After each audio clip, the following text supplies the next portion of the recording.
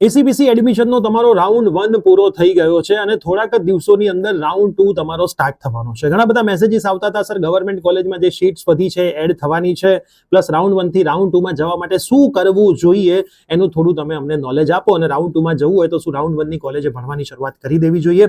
તો યસ દોસ્તો, આજના વિડીયોની અંદર તમારા તમામ સવાલોના સોલ્યુશન હું લઈને આવી ગયો છું. તો આપ સર્વેનું ખૂબ ખૂબ હાર્દિક સ્વાગત છે પ્રિયસર જ્ઞાનપીઠ યુટ્યુબ ચેનલની ઉપર. તો વિડીયોની શરૂઆત કરીએ એની પહેલા આપણી જે જ્ઞાનપીઠ ચેનલ છે તમારા સૌના સપોર્ટના લીધે 49,000 ફોલોઅર સુધી પહોંચી ગઈ છે. 1,000 ફોલોઅર્સ તમે કરાવશો એટલે 50,000 પહોંચશે. તમને ખ્યાલ જ છે કે આ ચેનલ ભૂમિ મેડમની છે, જેમણે ઇંગ્લિશના સેશન્સથી તમને સપોર્ટ કર્યો છે અને પછી એડમિશન પ્રોસેસમાં પણ મારી સાથે તમને ઘણા બધા વિડીયોઝથી ગાઈડન્સ આપે છે અને આગળ તમને સ્કોલરશિપ, ઇન્ટર્નશિપ જે તમે ઘરે બેઠા મેળવી શકો છો એનું સંપૂર્ણ ગાઈડન્સ આ જ ચેનલ પરથી આવવાનું છે. અને જે વિદ્યાર્થીઓ ગુજરાતી મીડિયમના છે એમના માટે ઇંગ્લિશ માટે પણ મેડમ આ જ ચેનલ પર સેશન સ્ટાર્ટ કરવાના છે. તો જો તમારો સપોર્ટ રહેશે, ફટાફટથી તમે 50,000 સુધી પહોંચાડશો તો મેડમ જલ્દીથી આ બધી જ વસ્તુઓનું એનાઉન્સમેન્ટ કરી દેશે.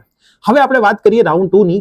એની પહેલા મારે તમને એક વાત કરવી છે. એવી કોલેજ છે જે કદાચ તમારા ધ્યાનમાં ના આવી હોય તો એ કોલેજને તમારે ખાસ એક્સપ્લોર કરવી જોઈએ. વિડીયોની શરૂઆત કરીએ એની પહેલા સૌને તમારું જે રાઉન્ડ 1 નું રિઝલ્ટ આવ્યું છે એના માટે ખૂબ ખૂબ અભિનંદન. હવે એક વસ્તુ તમે જે રાઉન્ડ 1 ના રિઝલ્ટ પછી અનુભવશો તો તમને કોલેજની અંદર એડમિશન તો મળી ગયું છે, પણ મેક્સિમમ વિદ્યાર્થીઓને જે ટોપની કોલેજની અંદર હોય છે એમાં પ્લેસમેન્ટ મળતું હોય છે. એનાથી નીચેની કોલેજની અંદર વિદ્યાર્થી ભલે ને રેગ્યુલર બેસિસ પર ટોપ 11 થી 20 ની કોલેજ હોય, કોલેજ જતો હોય, એસાઇનમેન્ટ્સ લખતો હોય, એક્ઝામ્સ આપતો હોય, સારા સીજીપીએ પણ મેળવતો હોય, પણ જ્યારે પ્લેસમેન્ટની વાત આવે તો બહુ જ ઓછું 2 થી 3 લાખનું પ્લેસમેન્ટ મળતું હોય છે. હાલ તો ટોપની કોલેજીસમાં 3 થી 4 લાખના પ્લેસમેન્ટ વિદ્યાર્થીઓને ક્યાંક મળતા હોય એવું જોવા માટે મળ્યું છે. એનું રીઝન જોવા જઈએ તો એનું રીઝન એ જ છે કે વિદ્યાર્થી એના 4 વર્ષની કોલેજમાં બસ એક્ઝામ ઉપર, થિયરી ઉપર અને રટ્ટાફિકેશન ઉપર જ ફોકસ કરતો હોય છે. એ ક્યારેય કોઈ પ્રોજેક્ટ બિલ્ડ નથી કરતો, હેકેથોનમાં પાર્ટ નથી લેતો, કોઈ સ્ટાર્ટઅપ નથી કરતો, કોઈ કોડિંગ પરફેક્ટ રીતે શીખતો નથી. તો જો તમે પણ આ વસ્તુ રિપીટ કરો છો તો તમે પણ આના શિકાર બની શકો છો. તો જો તમે પણ ઈચ્છો છો કે 50 લાખથી 1 કરોડ સુધીનું તમારું પ્લેસમેન્ટ થાય તો ખાલી પ્રેક્ટિકલ અમે કરાવીશું એવી વાતો જે કોલેજ કરતી હોય એની જગ્યાએ એકચ્યુઅલમાં જે પ્રેક્ટિકલ સ્કિલ, પ્રોજેક્ટ્સ અને રિયલ વર્લ્ડ પ્રોબ્લેમ ઉપર વાત કરતી કોલેજ અને કરાવતી કોલેજ તમારે જોવી પડે. અને એની અંદર એક કોલેજનું નામ આવે છે મિરાઈ સ્કૂલ ઓફ ટેકનોલોજી. અહીંયાના જે પ્રોફેશનલ છે, જે માઇક્રોસોફ્ટ, એડોબ, એમેઝોન જેવી કંપનીમાં કામ કરી ચૂકેલા છે, જેમાં મ્યોક બિસ્વાસ, તુષાર અગ્રવાલ, સુષ્મિતા લાલમ અને અમિત કુમાર, જ્યાં ફક્ત થિયરી નહીં પણ વિદ્યાર્થીઓને ઇન્ડસ્ટ્રી માટે એન્જિનિયરિંગની પ્રિપરેશન કરાવવામાં આવે છે. મિરાઈ ફર્સ્ટ યરથી જ એઆઈ ફંડામેન્ટલ, પાયથન્સ અને હેન્ડ્સ ઓન પ્રોજેક્ટ્સ ઉપર વર્ક કરે છે. એના પછી machine learning, deep learning, generative AI અને લાઈવ પ્રોડક્ટ વિદ્યાર્થીઓને બિલ્ડ કરાવે છે. સાથે સાથે હેકેથોન, આઈડિયાથોન અને કોડિંગના જે ચેલેન્જીસ હોય છે એના ઉપર પણ વિદ્યાર્થી વર્ક કરે છે. અહીંયાના ફર્સ્ટ યરના એક સ્ટુડન્ટ છે, ગૂગલ બિગ કોડ 2026માં ટોપ 50માં પહોંચ્યો છે.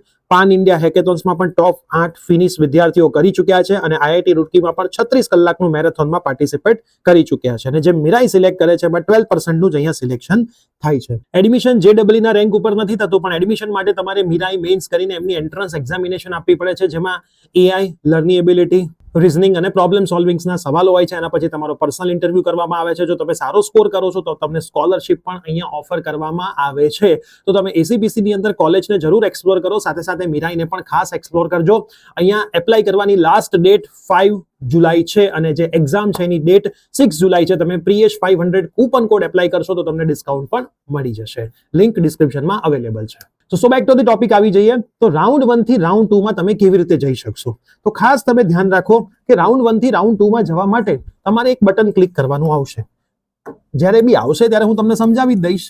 રાઉન્ડ 1 થી તમારે રાઉન્ડ 2 માં જવું હોય તો તમારે કન્સલ આપવાનું રહેશે કે ભાઈ હું મારી પૂરી હોશો હવાસમાં રાઉન્ડ 2 માં જઉં છું.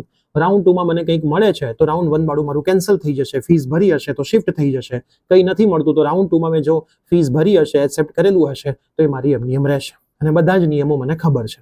હવે કોઈ વિદ્યાર્થી એવો છે કે જેને રાઉન્ડ 1 માં મળેલી કોલેજ જ ગમી ગઈ છે, રાઉન્ડ 2 માં નથી જવું, તો કશું જ કરવાની જરૂર નથી.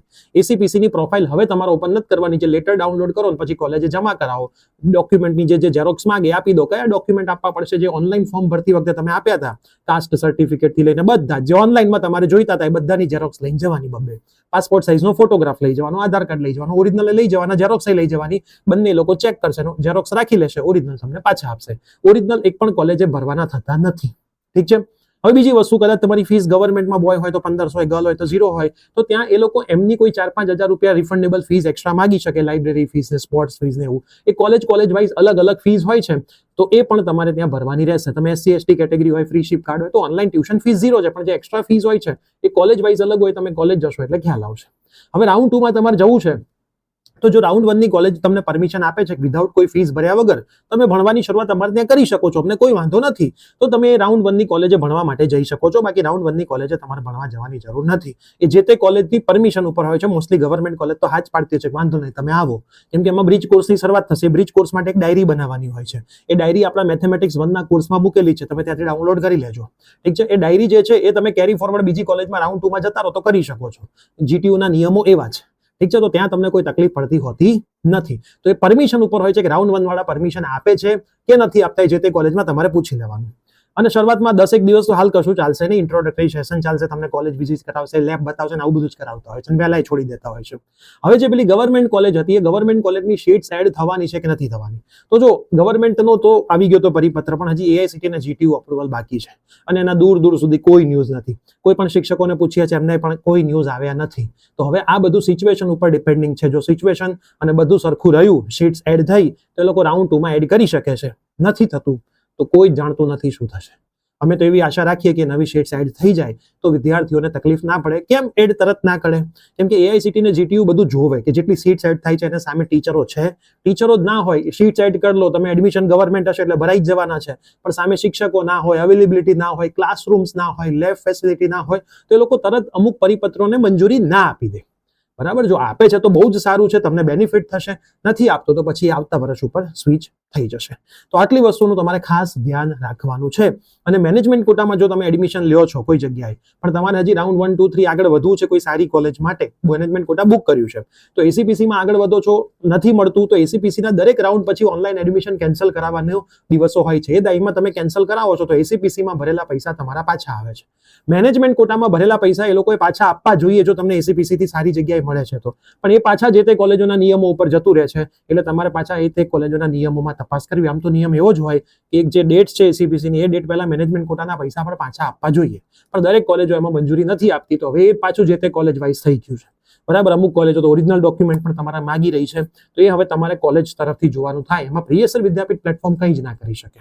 ઠીક છે. તો એ તમારો ડિસિઝન છે કે તમારે MQ માં લેવું, ઓરિજિનલ ડોક્યુમેન્ટ્સ આપવા, ફીસ ભરવી, જવા ખાતર જવા દેવી, શું કરવું. અમુક વાર કેવું હોય છે કે તમને રાઉન્ડ 2 માં સારી ગવર્મેન્ટ મળી જાય છે, ત્યાં મેનેજમેન્ટ કોટામાં 10,000 ટોકન આપી છે, તો પછી એ લોકો ના આપતા જ બહુ લમણાજીક ના કરવા જોઈએ. તમારે ગવર્મેન્ટમાં 4 વર્ષની 4-5 લાખ રૂપિયા ફીસ બચી જાય છે, તો એની સામે 10,000 કંઈ નથી. આવું મારું પર્સનલી સજેશન હંમેશા હોય છે.